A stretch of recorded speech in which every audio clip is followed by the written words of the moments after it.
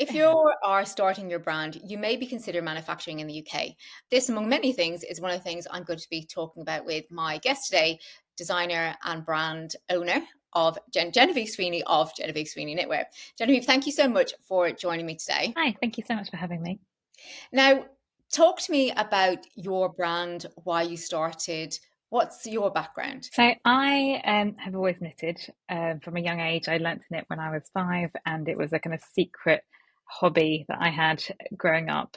And when I was 16, I realised that there was a degree in knitwear, so it kind of really set my path because I was always really into taking old vintage patterns and giving it a modern twist. So I went to do a 4-year degree at Nottingham-Trent, and then ended up working for global brands across the world. So in New York, Switzerland, London, and I really got an understanding of production worldwide, and also I guess just the ins and outs of businesses. And most of them were amazing opportunities, and I learned a lot. And I especially loved being in the factories. It didn't matter what country, but just being with the makers, the people that made it, with the machinery, the yarn mills. I just loved every moment just being with such knowledgeable craftsmen. From that, and my kind of own personal interest in knitwear, I used to take my husband like up and down the UK, visiting yarn mills just for fun because that was like the holiday that I wanted to have.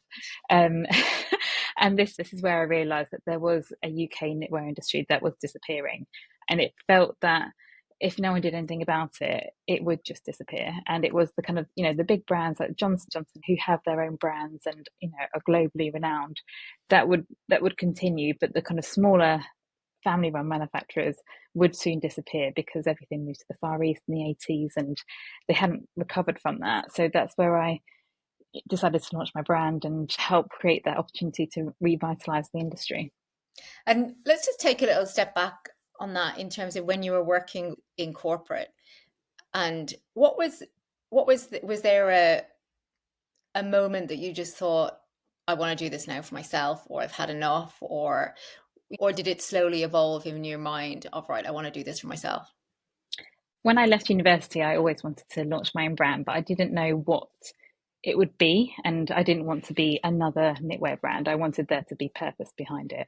And throughout my time in corporate businesses, I was really quite shocked to the lack of sustainability. Like it wasn't something discussed. I mean, this was like, 2011. It just wasn't spoken about. And people would ask you to like send a color swatch to the Far East and it needed to be there tomorrow. And it was like this tiny bit of fabric traveling the other side of the world express. And it just seemed completely wrong. And also the way that collections were put together and the units ordered, it was, such high quantities of styles they know that they wouldn't sell. Just kind of that was the fashion norm. So that's how we do it. And there's no, there's no way of challenging it. And so that really was beginning to grate on me. Then seeing, one of the brands I worked with, one of my roles was to bring Scottish manufacturing back to the brand. And I spent so much time with the factories developing styles, and then the price point wasn't there to do it for wholesale, so then it just got canned. And it's that relationship, I just took that really personally. Yeah. I felt awful for the factory because I promised them this collection, this partnership, and then just like that, it was cancelled at the last minute. And I think that was the final straw for me. That's when I was handed in my notice and then started my own thing. So yeah, it kind of built up over time, but then I knew then what my purpose was and my point of difference and what I wanted to do, Yeah, and connecting your them. values, I think, as you evolve as an individual and you grow as an individual, become stronger. And I think when you become more confident in your own field, I think as Mm. well. And as you mature, you feel, I think, I don't know about you, but you become more, you feel that you're able to become more vocal as well, and then really go after what you want to be about. And like you said, you did with setting up your own brand. You talked there a little bit about how the bigger brands were planning their collections and the seasonality of that, or the newness that was needed for clients, and around whether it's wholesale or for direct to consumer. How do you differ now? How do you plan your ranges, and how do you approach everything? When I was working for other brands, we'd be doing 4 collections sometimes 6 collections a year, and I do basically one collection, but I have a core range that is kind of evergreen and is always there. The colors change, but they're my core pieces, my best sellers. And then throughout the year, I introduce new styles, but it's very kind of small. It's very kind of gradual, because I feel just it's important not to make too much, and also that's kind of how I kind of keep it more kind of sustainable by not designing too much, not making too much, and just making it more guess cohesive throughout the year. Yeah. And then people, like you say, you have your evergreens, but then there is the newness that's introduced to it. What have been the challenges you've seen? Like you saw, you mentioned that the UK knitwear industry has been declining. How have you seen it now over the last couple of years? What's happening in the UK knitwear industry at the moment? So it has changed so much over the 10 years that I've been in business. So from factories expecting really high units in the thousands, and also I guess their relationships with brands. I felt that when I first started working with manufacturers, they'd been really burnt in the 80s and 90s, and they had quite a chip on their shoulder about it. And I feel that now there's a kind of more openness to work with smaller brands and more collaboration with that. I think technology has changed massively. So there's a lot more whole garment manufacturing in the UK, Yeah. which means that the garments are seamlessly made, which is beautiful. And you can create some really beautiful things with that.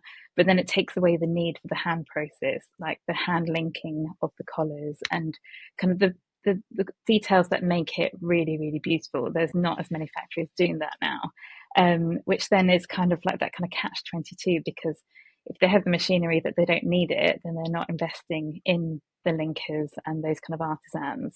The industry is really evolving in different ways, and which makes it exciting and, and frustrating at the same time.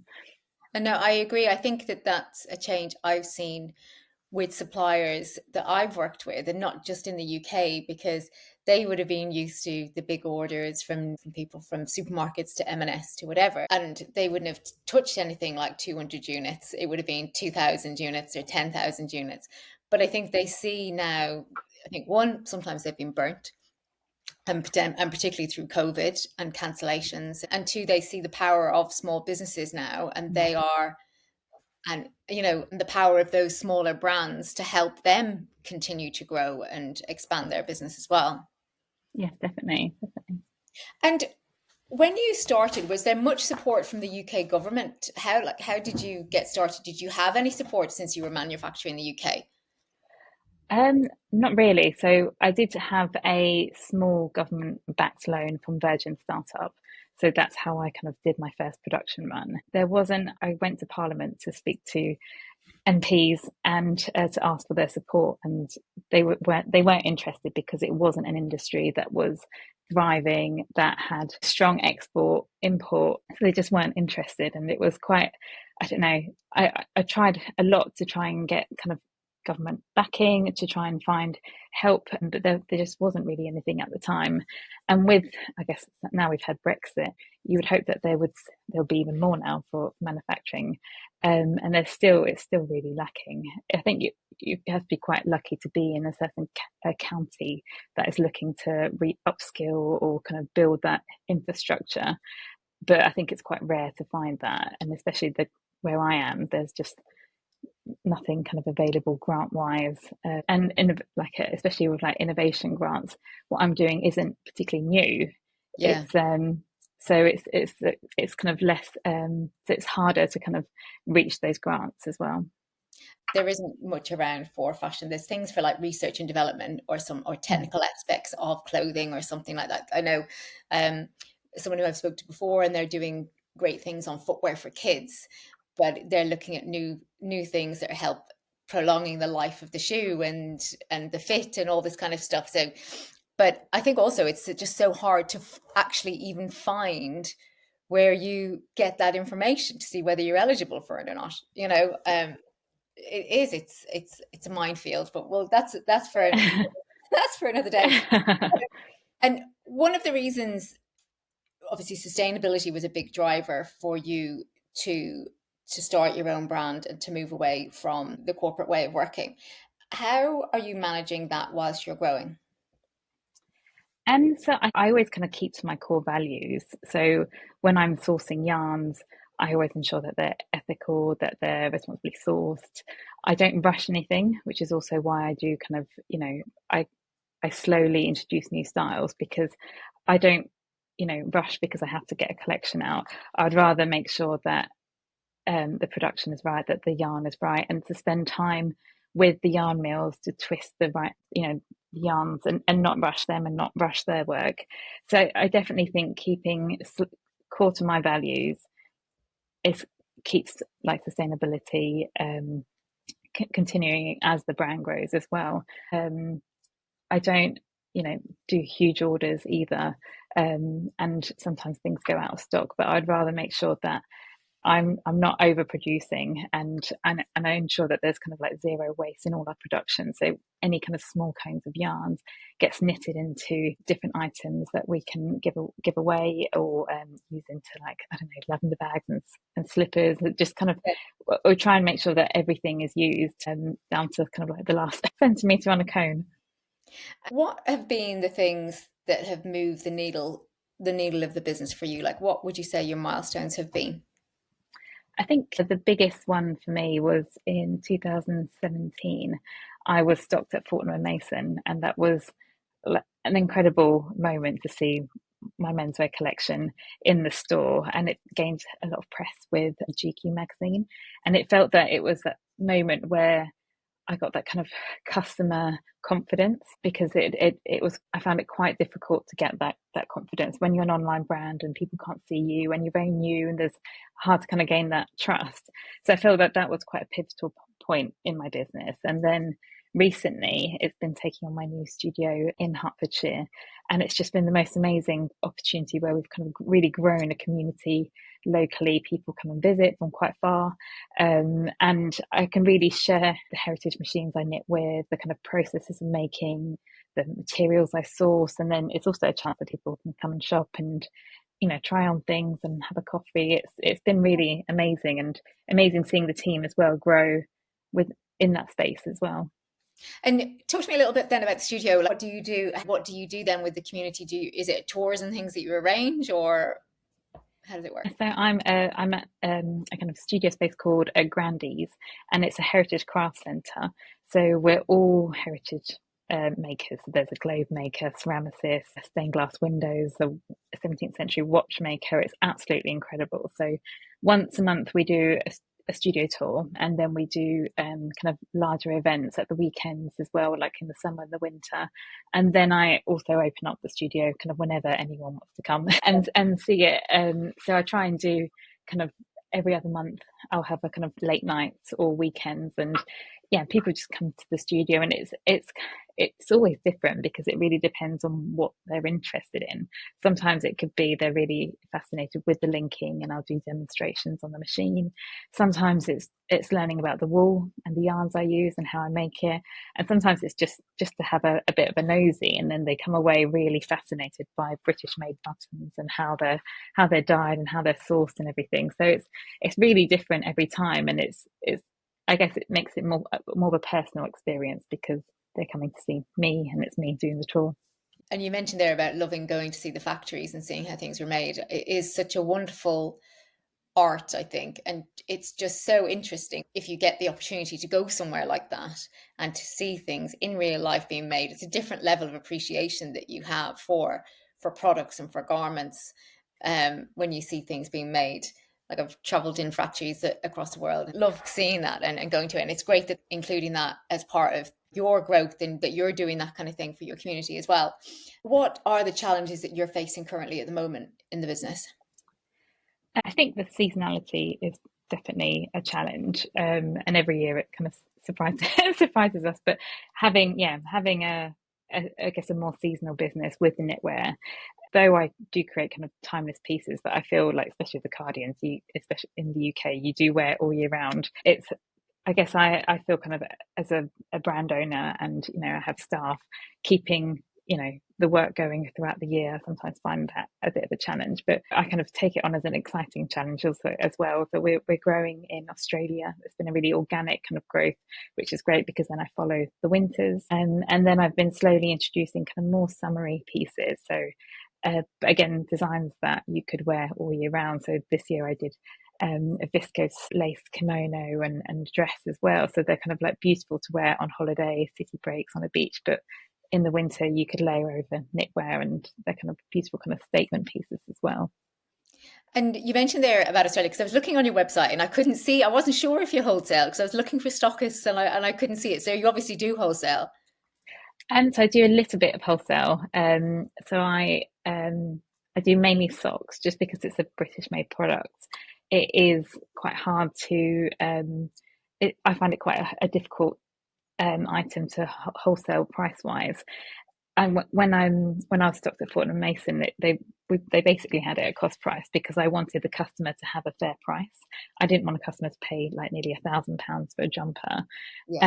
and the knitter be making, you know, nowhere near that. So I've always wanted my pricing to be fair to the knitters, fair to the customer. So yeah, so now it's more socks, but we do wholesale with like beautiful boutiques in the Cotswolds and um underwear stores in London. So it's small, but they're really beautiful businesses, and I love to Yeah. work with them.